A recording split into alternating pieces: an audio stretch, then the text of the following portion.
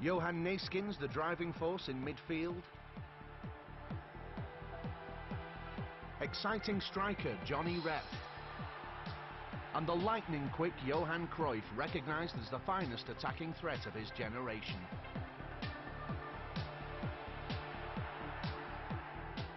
This team, though, was bigger than any individual. Michels had put together a side with players who could cover for each other in every part of the field. This style of play was dubbed total football by an excited Dutch press corps after Holland's 4-1 win over Bulgaria in the group stages. The reality was that Michels had assembled an outfit so cohesive, they more resembled a good club side than a national team. They were tough, competitive and comfortable in every position, but most importantly, fabulous to watch.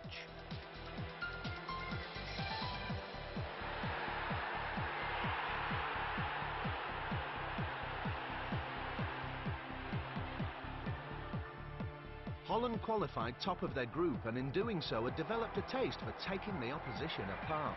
In the second round game against Argentina, they epitomised everything that was good about the way this side went about its business. They were elegant yet incredibly ruthless.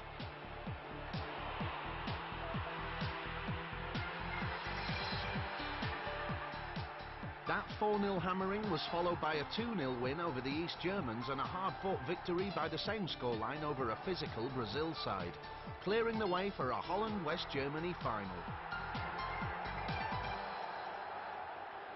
The host nation's captain, Franz Beckenbauer, had led Bayern Munich to European Cup glory that year, ending Ajax's great run in the tournament.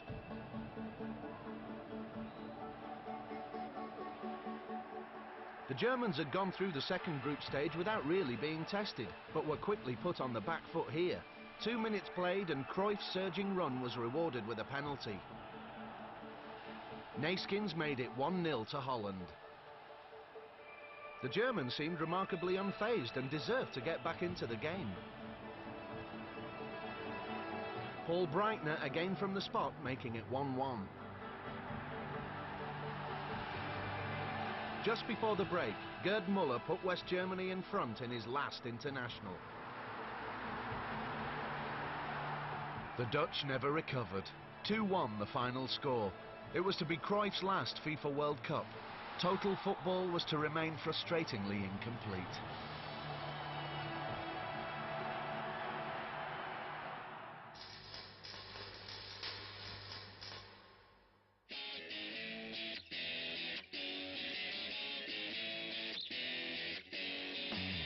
It's quite easy to work out what makes a good attacker.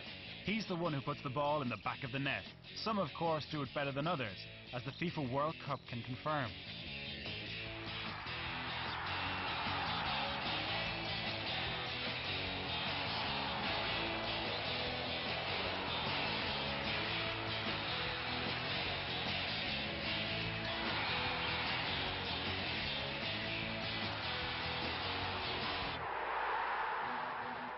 The greatest goal scorer in FIFA World Cup history is Gerd Müller.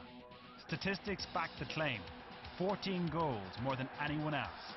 The man called their bomber had an uncanny knack of getting the ball past the goalkeeper. He never scored many spectacular goals. Mainly he did his damage in and around the 6-yard box. But he was lethal. You took your eye off him at your pearl.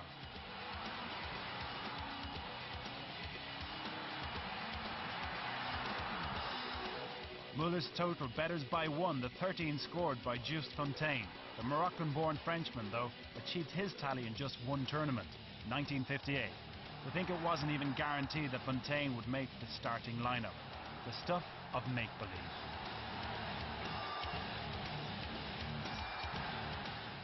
Though if it's fairy tales you're after, then the same year saw the best of the lot. A 17-year-old kid swapped his school shorts for a team shirt and a place in the Brazilian forward line, and the rest, as they say, is history. 12 World Cup goals over 4 magnificent tournaments. Argue amongst yourselves as to who the best player ever is. Suffice to say that Pelé's legacy is true and lasting, and, like all good fairy tales, the ending is a happy one. The FIFA World Cup has been good to a number of strikers down the years. These are the guys who have done it better than anyone else. These are the Golden Boot winners.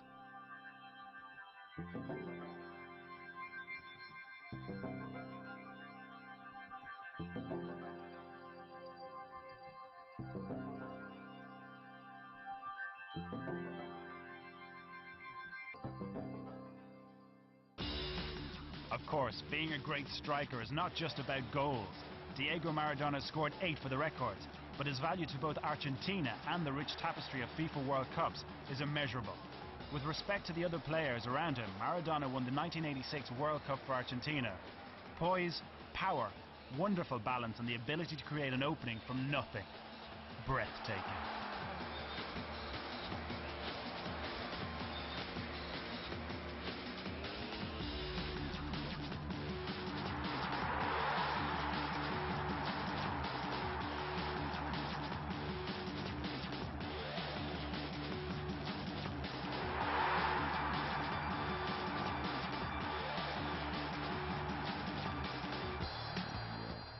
History records many goal-scoring heroes. Silvio Piola's goals led Italy to their second pre-war World Cup title. The great Juan Schiaffino, whose unique talents as inside forward brought Uruguay the 1950 World Cup. Vava of Brazil, the only man to score in back-to-back World Cup finals. Jeff Hurst, from obscurity to celebrity, as England triumphed on the back of his goals. Germany's Uwe Seeler, the only player other than Pele to score in 4 different World Cups. Zico, the title always eluded him, but gave us some wonderful moments. Wojciech, the finest player Poland ever produced. No wonder they nearly won it. Rummenigge never won it either, but led Germany's forward line with great distinction. Butragueño, the vulture, scored 4 times in 1 game for Spain at the '86 World Cup. Roger Milla, Cameroon's ageless lion, lit up Italia '90 with his finishing. As of course did Jürgen Klinsmann, scorer of 11 World Cup goals for Germany. Roberto Baggio has 9, many of which were scored with divine inspiration. And there's Rivaldo, Brazil's creative influence, who also likes to find the back of the net.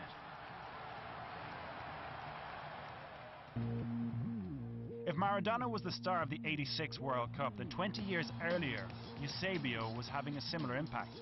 9 goals from the Black Pearl on English soil confirmed his status as European Player of the Year.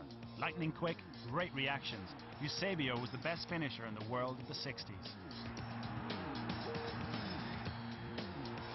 From the Black Pearl to the Black Diamond, Brazil's Leonidas, score of 8 goals in the 1938 World Cup, including 4 against Poland, the first man to achieve that feat. Incredibly, he was rested for the semi-final against Italy. Unsurprisingly, Brazil lost.